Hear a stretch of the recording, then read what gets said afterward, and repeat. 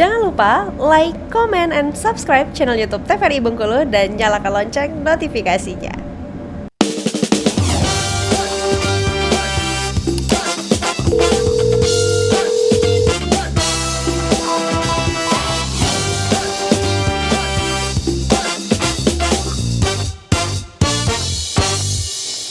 Baik pemirsa, masih kembali di Dokter Kita TVRI Bengkulu bersama Kita Sehat hari ini dan kita masih membahas tentang autoimun ataupun juga lupus bersama Dokter Else dan juga Agung. Masih ada selasnya dokter?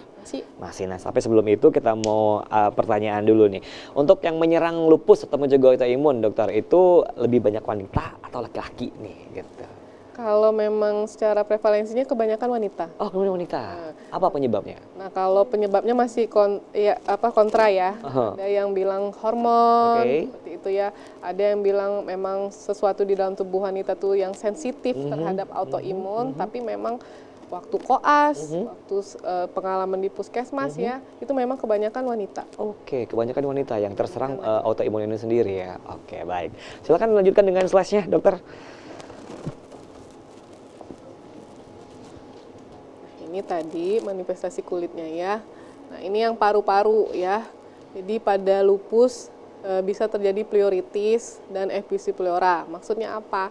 Maksudnya berarti dia di paru-paru ini kan dia ada yang namanya lapisan pleura seperti ya, yang melapisi, yang melindungi paru-paru. Nah, bisa terjadi yang namanya infeksi di paru-paru. Nanti lama-kelamaan infeksi ini mengakibatkan adanya cairan atau effusi pleura, cairan di paru-parunya. Nah, kalau normalnya pleura atau paru-paru itu lapisannya seperti ini ya. Tapi kalau dianya sudah ada lupus atau terjadinya inflamasi di pleuranya, gambarannya kurang lebih seperti itu ya.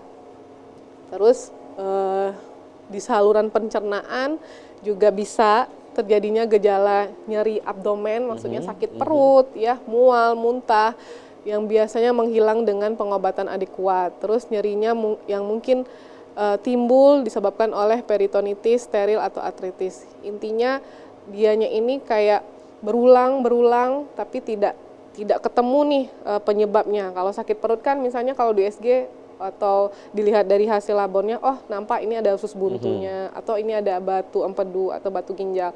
Nah, kalau dengan pemeriksaan itu tidak nampak, curigai ini adalah autoimun. Nah, gitu ya.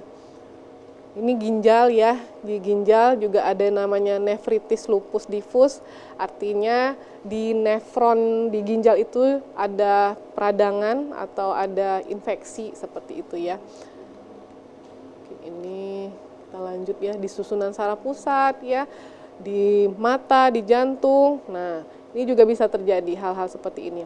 Akan tetapi kabar baiknya, kalau udah menyangkut ke organ-organ yang seperti ini, biasanya ini adalah lupus yang sudah ibaratnya itu yang tidak ditangani lebih awal. Jadi ibaratnya itu udah stadium yang udah parahnya seperti itu. Tapi kalau dia masih di stadium awal tadi, biasanya dia baru ke kulit, baru ke dasar-dasarnya ya, ke kulit, ke sendi, biasanya itu baru gejala-gejala awal. Tapi kalau udah menyangkut yang organ-organ vital seperti ini, berarti dia udah lupus yang mulai berat, istilahnya seperti itu. Ini kalau mata ya, mata, terus kalau di jantung juga bisa perikarditis seperti itu. Oke, ini udah tadi ya sama Mas Agung. Oke, gitu ya untuk penjelasannya. Nah, mungkin ini pertanyaannya satu lagi nih, dokter sama atau Agung juga boleh jawab tentunya. Nah, kalau yang namanya penyakit lupus ini sendiri, mungkin kita pengen tuh tahu nih awal mulanya yang dirasakan itu sendiri apa sih dokter? Apakah ada yang muncul nih atau kemerahan atau demam tinggi atau lain sebagainya, itu apa sih yang dirasakan awal mulanya gitu? Ya, jadi kalau kita bicara awal, kalau awal itu biasanya sih dia sama kayak penyakit kulit biasa, seperti itu ya. Misalnya kalau nyeri sendi biasa itu tadi.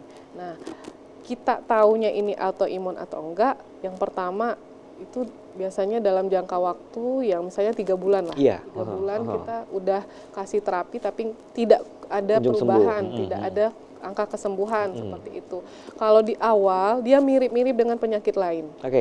Mirip dengan penyakit apa biasanya? Tergantung, kalau dia kan karena dia bisa menyerangnya dari ujung rambut ujung kaki. Kalau misalnya di ujung rambut kerontokan kan rontok itu tidak khas. Di penyakit manapun dia tidak khas. Stres bisa rontok, sakit kepala yang hebat bisa rontok, nggak ada yang khas. Nah, yang khas itu biasanya memang butterfly rash itu.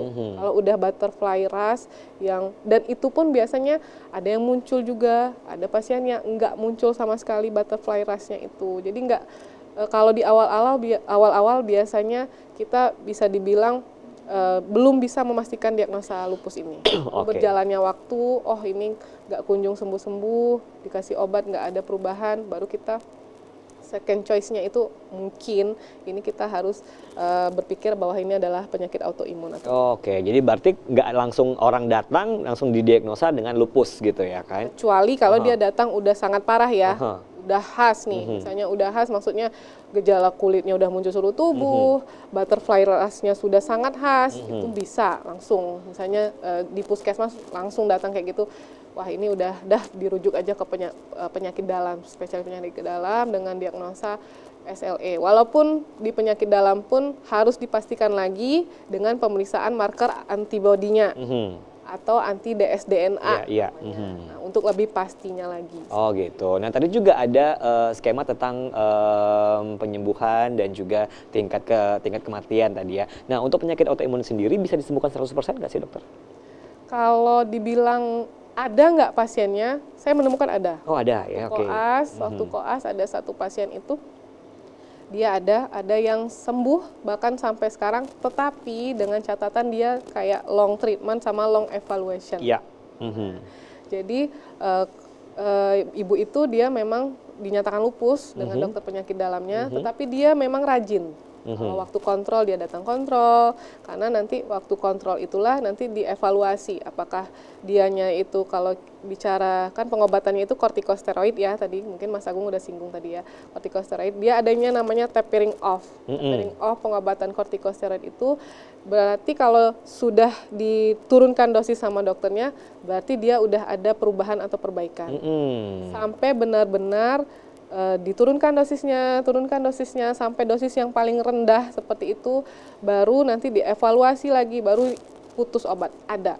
Oh ada ya, oke. Berulang nggak nih? Nah itu dia tuh, untuk penyakitnya apakah setelah sembuh akan berulang lagi nggak sih dok gitu? Angka berulangnya pasti ada. Oh pasti ada, oke. Karena yang namanya autoimun ini kan kalau bisa dibilang dia tidak bisa kita sembuh 100% tuh nggak bisa. Iya, oke. Ya, tapi kita bisa kayak kontrol dia supaya tidak menyerang ke organ lain atau tidak memperparah.